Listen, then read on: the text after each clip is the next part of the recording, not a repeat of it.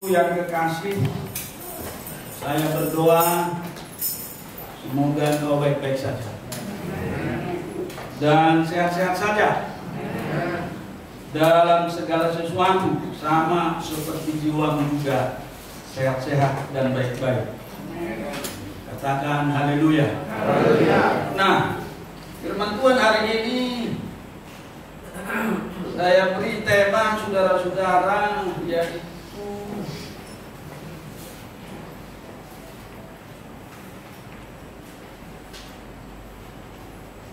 Nabi Yunus dan ikan besar.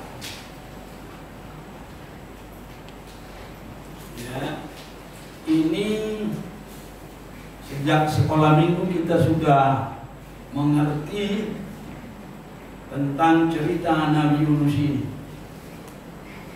Nabi Yunus dan ikan besar, kita akan baca bersama-sama dari Alkitab kita, dari pasal 1 ayat 17.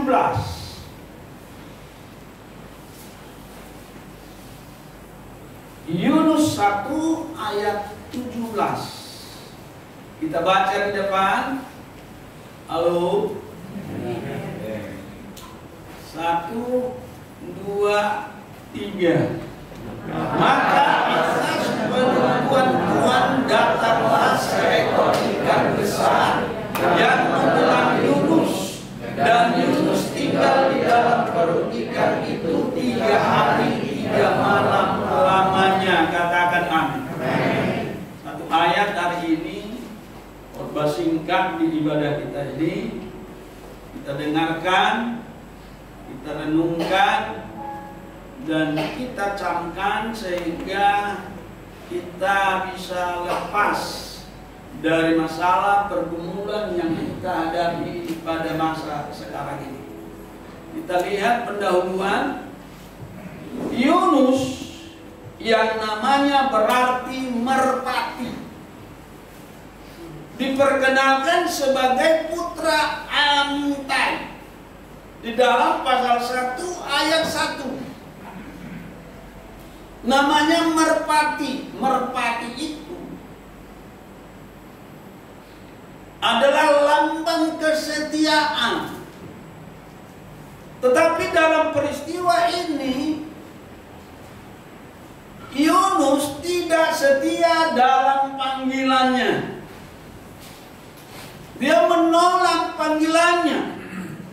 Dia menolak suara Tuhan. Dia menolak perintah Tuhan. Di dalam Raja-Raja pasal 14:25, yaitu raja-raja yang kedua, Yunus disebut sebagai nabi di kerajaan utara semasa pemerintahan Raja Yerobeam II. Jadi Yunus itu berasal dari daerah Galilea, dari utara. Ia berasal dari Gath-Hefer, lebih kurang 3 atau 5 km utara Nazaret di Galilea. Ya. Kalau kami ke Israel, selalu 3 hari menginap di Nazaret, di wilayah Galilea. Setelah itu baru pindah nanti ke selatan, menginap di Bethlehem. Kadang menginap di Yerusalem 3 hari, saudara kekasih dalam Kristus. Tapi sekali lagi Yunus ini berasal dari Galilea, wilayah Galilea. Jadi orang Farisi salah ketika mengatakan bahwa tidak pernah ada nabi dari Galilea. Ya. Orang Farisi, ahli Taurat, tidak tahu bahwa ada orang atau seorang nabi dari Galilea. Sehingga pada saat Nikodemus membela Yesus di dalam Yohanes pasal 7, mereka berkata kepada Nikodemus, engkau sudah menjadi pengikutnya juga kah? Selidikilah firman Tuhan, mana ada seorang nabi keluar dari Galilea.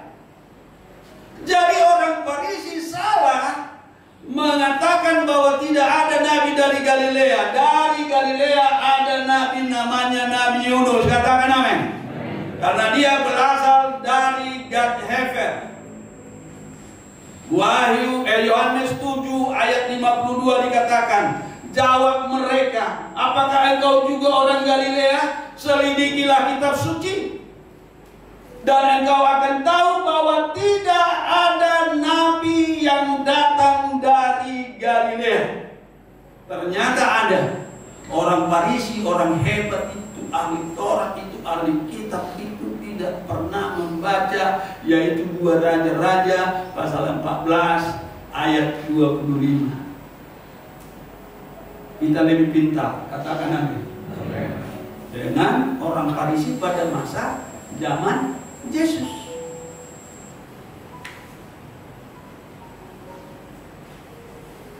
Nah, kita baca ulang ayat 17. 1, 2, 3. Maka atas penentuan Tuhan datanglah seekor ikan besar yang menelan Yunus, dan Yunus tinggal di dalam perut ikan itu 3 hari 3 malam lamanya. Bayangin ikan besar itu, Yunus ada di perut ikan, ya. Jadi ikan itu 3 hari berpuasa. Kalau tidak berpuasa dia akan telan.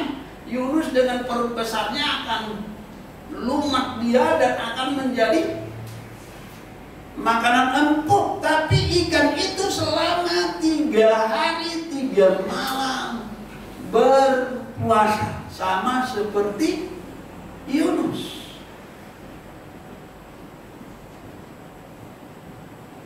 Perhatikan, Tuhan menyuruh Yunus untuk pergi ke Niniwe, tetapi ia tidak taat kepada Tuhan. Ia pergi naik kapal dan berlayar ke arah barat, ke Tarsis, Spanyol, tujuan yang berlawanan dengan kehendak Allah. Perhatikan dari Yope, saudara-saudara, Joppa di dalam bahasa Inggrisnya, dari pelabuhan Joppa dia disuruh ke Niniwe, tetapi dia pergi ke Spanyol, ke Tarsis. Dia menolak firman Tuhan. Dia pergi ke Joppa, ke Yapo, membeli tiket bayar sendiri, saudara kekasih dalam Kristus Yesus. Akibatnya, Yunus menghadapi tindakan balasan dari Allah dalam bentuk badai besar di Laut Tengah. Sekala dia sudah ikut dalam pelayaran, Alkitab berkata, saudara-saudara, datanglah yaitu angin puting beliung. Karena ketahuan oleh para pelaut kalau ia melarikan diri jauh dari Tuhan, dari panggilan Tuhan, akhirnya Yunus dilemparkan ke dalam laut. Disuruh ke timur, pergi ke barat. Tuhan suruh ke timur, Yunus pergi ke barat, bertolak belakang dari panggilan Tuhan. Akhirnya dia dilempar ke dalam laut. Apa yang terjadi? Alkitab berkata badai berhenti. Tenang.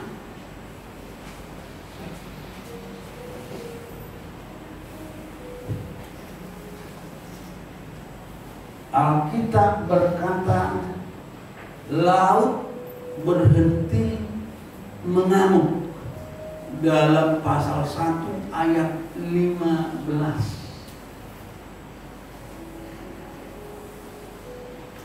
Bayangkan waktu Yunus dilempar, badai masih wah ini, tapi setelah Yunus masuk di dalam air, Alkitab berkata maka gelombang laut berhenti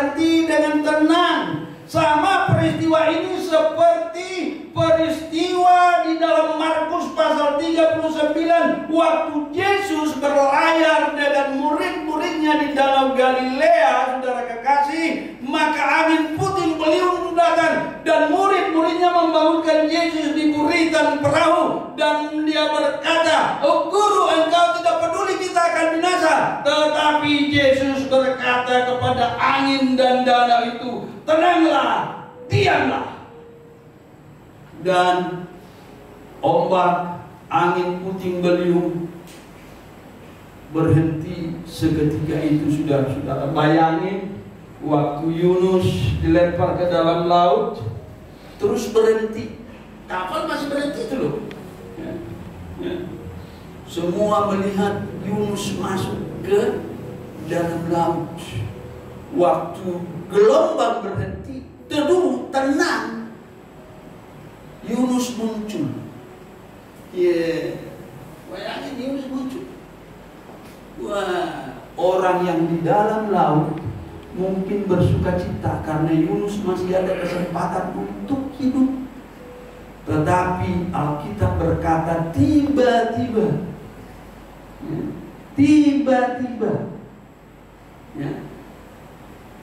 Yunus disambar seekor ikan besar, saudara-saudara.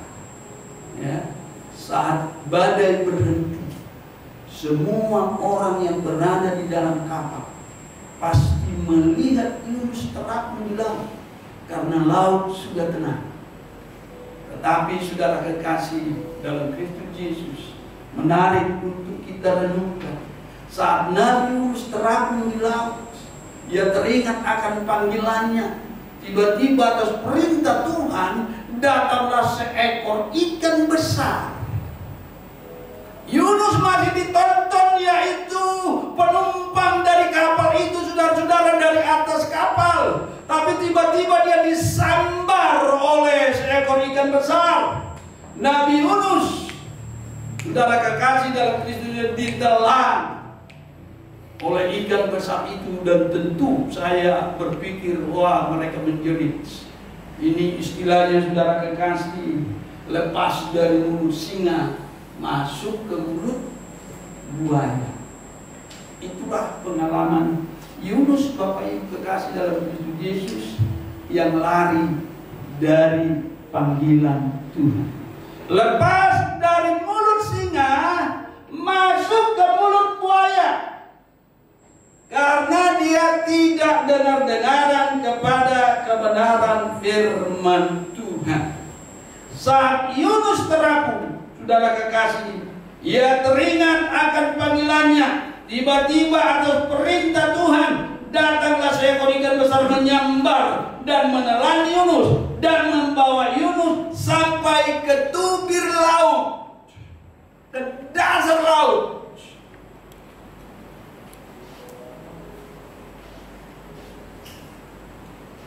Nabi Yunus lepas dari angin ribut dan dari badai besar, kemudian masuk ke dalam perut ikan besar.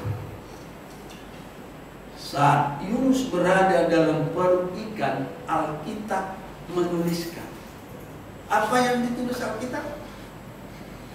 Saat dia ada di dalam perut ikan, lihat dia ada di dalam perut ikan dalam gambar. Berdoalah Yunus kepada Tuhan Allahnya dari dalam perut ikan. Pasal 2 ayat 1. Yunus sadar dia sekarang dibelenggu di dalam perut ikan.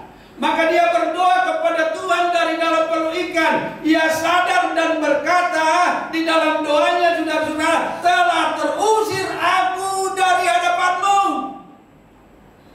Tuhan, aku telah terusir dari hadapan-Mu. Dan dia berkata, mungkinkah aku memandang baik-Mu yang kudus?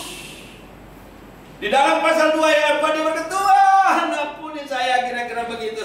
Mungkinkah aku memandang baik-Mu yang kudus? Perhatikan saudara-saudara, tak kala Yunus sadar dia masih rindu mencari Allah di dalam baiknya, perubahan terjadi. Jadi baru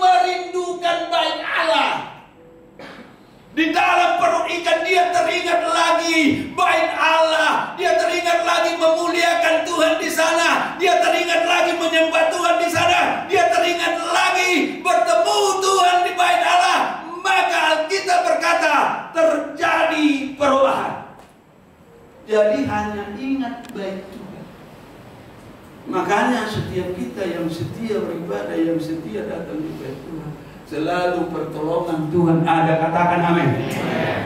Baru ingat, mungkinkah aku? Karena menurut Yunus tidak mungkin lagi dia akan ditolong Tuhan, karena sudah di dalam perut ikan. Dia tidak melihat itu.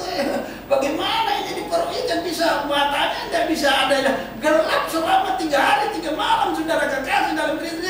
Tapi dia teringat, dia terbayang bait Tuhan. Oh, indah di dalam gereja, indah di dalam bait Tuhan. Oh Tuhan, apakah mungkin aku? Mungkinkah aku? Kira-kira begitu, saudara kekasih dalam Kristus Yesus.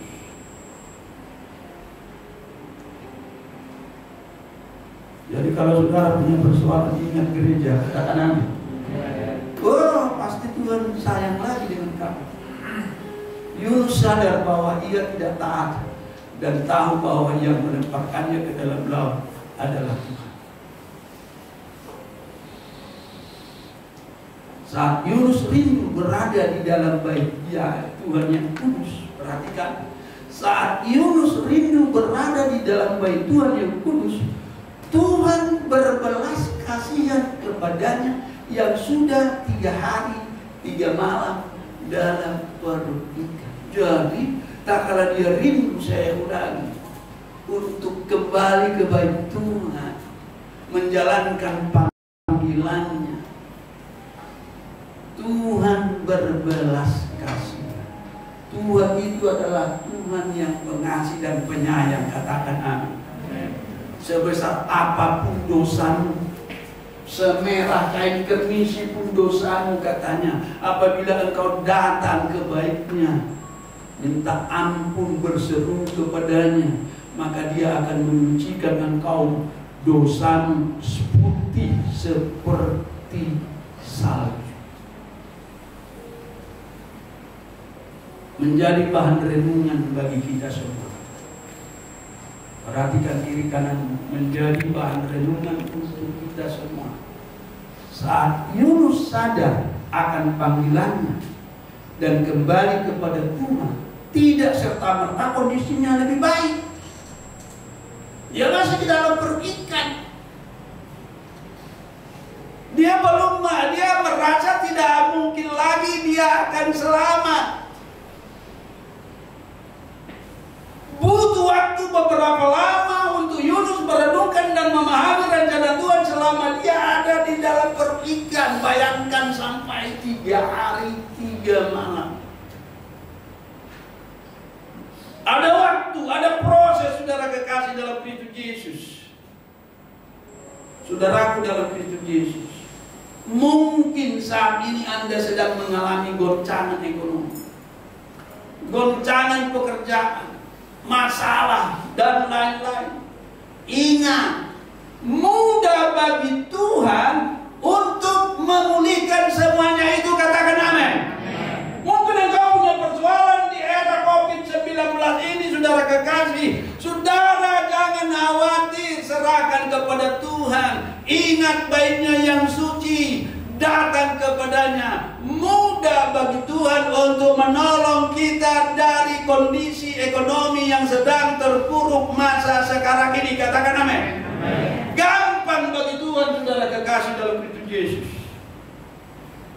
Cepat rubah mindset kita atas panggilan Tuhan. Jadi lakukan, kerjakan panggilanmu dengan baik. Rubah mindset kita atas panggilan kita. Sebagai pemusik, jadilah pemusik yang hebat. Layanilah Tuhan lewat talenta musikmu. Sebagai song leader, jadilah song leader yang hebat. Sebagai singer, jadilah singer yang hebat. Sebagai penari, jadilah penari yang hebat. Sebagai pendoa syafaat, jadilah pendoa syafaat. Renungkan panggilanmu. Di mana engkau dipanggil Tuhan, jadilah engkau menjadi seorang hamba hamba Tuhan yang setia, katakan amin. Roba mindset kita, saudara kekasih dalam Kristus Yesus, atas panggilan Tuhan, bangga dengan panggilan kita. Amin. Coba kalau tidak ada pemusik, kita ibadah seperti apa ibadah kita? Coba tidak ada song leader yang hebat seperti yaitu Thomas, jadi apa gereja kita? Sehebat apapun berkhotbah, kalau tidak ada musik yang baik, song leader yang baik, gereja itu akan akhirnya tutup, saudara kekasih dalam Kristus. Jadi mari kita bangga dengan panggilan kita, katakan amin.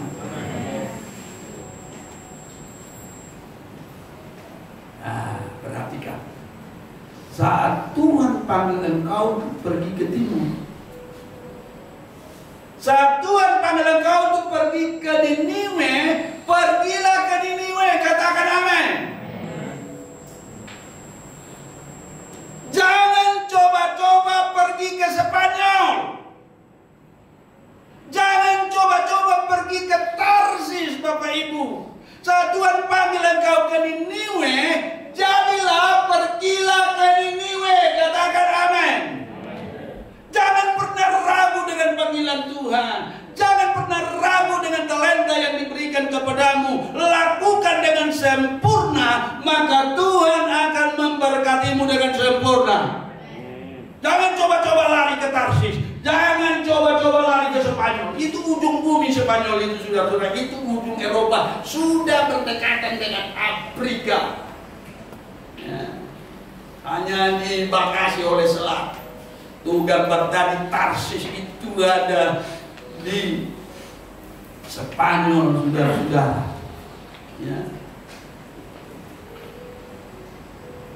Ini saudara kekasih. Mari. Ya, mari kita setia dengan panggilan kita. Kalau saudara coba-coba pergi ke Tarsis, berbahaya. Katakan berbahaya. Ya, kalau coba-coba menolak panggilan, berbahaya. Sebab kita dipilih dalam talenta yang berbeda. Mari kita berjalan sesuai dengan, melayani sesuai dengan talenta kita. Mungkin sekarang atas penentuan Tuhan, seekor ikan besar telah sedang menelan hidup kita. Mungkin sekarang atas penentuan Tuhan, seekor ikan besar menelan hidup saudara. Anda dalam perut ikan besar, seolah-olah tidak ada lagi jalan keluar. Semuanya buntu, semuanya gelap. Di era COVID-19 ini, semuanya tidak ada. Rasanya jalan keluar, semuanya mentok seperti orang Jakarta bilang. Tetapi percayalah, kalau engkau ingat baiknya yang kudus, Tuhan akan bermurah hati kepadamu, katakan amin. Mungkin engkau sudah pergi dalam perut, rasanya tidak ada lagi jalan keluar, mentok, ke kiri salah, ke kanan salah, ke depan salah, mundur apalagi, waduh, rasanya putus asa. Tapi saya mau sampaikan hari ini, lakukan panggilanmu dengan sempurna, kerjakan panggilanmu dengan sempurna, maka Tuhan akan berbelas kasihan kepada kita. Walaupun situasi ekonomi gawat darurat di tengah-tengah bangsa kita, katakan amin. Pilihan ada dua. Saat saudara sekarang ada di dalam perut ikan, bayangkan sekarang saudara ada di dalam perut ikan besar. Ada dua pilihan. Yang pertama, Anda terus mengeluh dan kesal kepada Tuhan karena masalah yang tidak kunjung selesai akibat pandemi COVID-19 ini yang berkepanjangan. Apakah saudara akan terus menyesal, menyalahkan Tuhan, menyalahkan tetangga, menyalahkan sesama saudara-saudara? Kalau ini yang terus kita lakukan, tak kala kita ada terbelenggu di dalam kungkungan perut ikan, maka saya katakan tidak akan pernah ada terjadi mujizat, katakan amin. Yang kedua, pilihan yang kedua, mulai renungkan akan tujuan Tuhan dalam panggilan kita. Renungkan. Ya. Tetap setia melayani Tuhan. Walaupun mengalami banyak masalah dan pergumulan, katakan amin. Banyak masalah pergumulan yang dialami gereja saudara kekasih pada masa sekarang. Ya.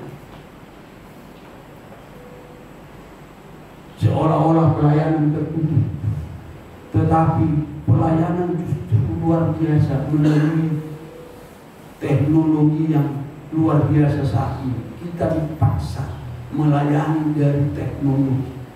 Itu jobnya sekolah minggu. Saya kirim melalui aku pada hamba-hamba Tuhan yang bergerak di misi, teristimewa di misi anak-anak. Mereka sangat bangga dengan gereja kita karena ada job anak sekolah minggu. Saudara kekasih dan bangga saya dapat pujian, padahal ya sekolah minggu yang punya inisiatif, bukan saya loh yang punya inisiatif. Ada job sekolah minggu. Saya setiap ada job sekolah minggu saya kirim, mereka senang sekali. Dan mereka pun akan mencoba katanya melayani anak-anak sekolah minggu mereka melalui job. Saya share di seluruh WA hamba-hamba Tuhan GPI Palembang, GPI Indonesia. Mendapat respon yang luar biasa sudah. Ya. Walaupun seolah-olah kelihatan pelayanan itu sedang terpuruk, tetapi melalui COVID-19 ini kita dapat melihat pelayanan kita justru mengglobal, saudara kekasih dalam Kristus, karena anak sekolah minggu pun bisa ikut dari Jakarta. Katakan amin. Ya, katakan amin. Ya. Ada di anak sekolah minggu itu saya lihat namanya Moses. Saya tidak tahu siapa. Ikut saudara-saudara, saya bangga saudara-saudara dengan guru-guru sekolah minggu kita. Katakan amin. Ya. Jadi mulai renungkan akan tujuan Tuhan dalam panggilan kita.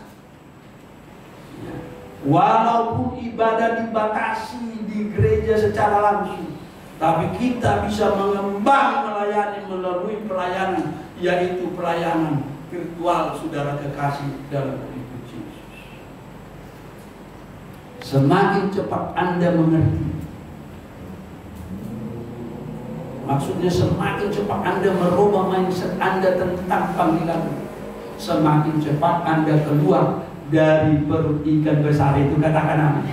Semakin kita sadar akan panggilan kita, semakin kita yaitu mengerti akan panggilan kita, maka kita akan segera keluar dari perut ikan itu, karena belas kasihan Tuhan akan nyata dalam kehidupan kita. Lihat ayat kunci ini, saudara kekasih dalam Tuhan. Sekala Yunus sadar akan panggilan Tuhan, akan rumah Tuhan, dia ingat tentang ibadah di rumah Tuhan, maka belas kasihan Tuhan turun atasnya. Apa yang terjadi? Kita lihat di dalam ayat kunci, saudara kekasih, kita baca bersama-sama. Yunus 2 ayat 10 dikatakan 1, 2, 3. Lalu berfirmanlah Tuhan kepada ikan itu, dan ikan itu memuntahkan Yunus ke darat.